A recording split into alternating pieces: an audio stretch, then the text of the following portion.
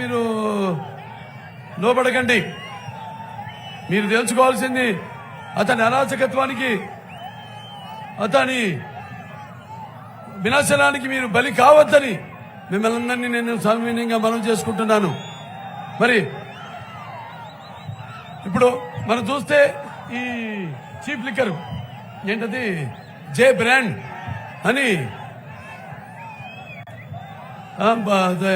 బోల్డంత ధనాన్ని దోచుకుంటున్నాడు. అలాగే ఇంకా ముందు 100 ఏళ్ల ప్రజలకు దొరకకుండా ఇసుక పాత్రలను తవ్వేసుకుంటున్నాడు. అలాగే ఇసుక దొరకకుండా ఇసుక మాఫియా. దాని తర్వాత ఈ యొక్క ప్రభుత్వం తయారు చేసే కల్తీ మందును తాగి ఎంతో మంది ఆడపడుచుల యొక్క తాలి బొట్టను తెంచేస్తున్నాడు. ఇవన్నీ మీరు గమనించాలి.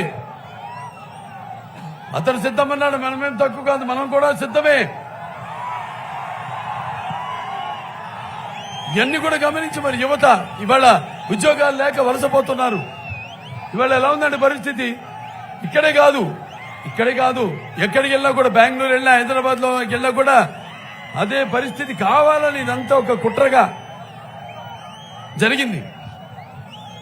ఇక్కడ వాళ్ళని మనం ఎక్కడ చూసినా కూడా ఈ యొక్క గంజాయి అయితేనేమి, పండించడం అయితేనేమి, లేకపోతే డ్రగ్స్, ఇది విచ్చలవిడిగా ఎక్కడ పడితే అక్కడ దొరుకుతున్నాయి. యువత చదివి ఆ నిస్పృహతో, నిరాశతో దానికి బానిసలవుతున్నారు. ఇవాళ ఎవరు ప్రశ్నించకూడదు, వేలెత్తి ఎవరో చూపకూడదు, అడగకూడదు అని, జవాబుదారీ ప్రభుత్వం కాకూడదు మేము అన్న ఉద్దేశంతోనే ఇవన్నీ చేస్తున్నాడని మీరందరూ గమనించాలి. ఇవాళ మరి మనల్ని మనం కాపాడుకోవాల్సిన బాధ్యత మన మీద ఉంది. అంటే మనల్ని, మన తెలుగు జాతిని, అలాగే మన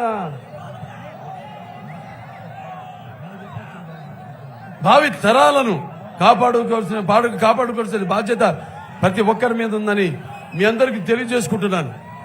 ఇవాళ మరి ఇదే పాయింట్స్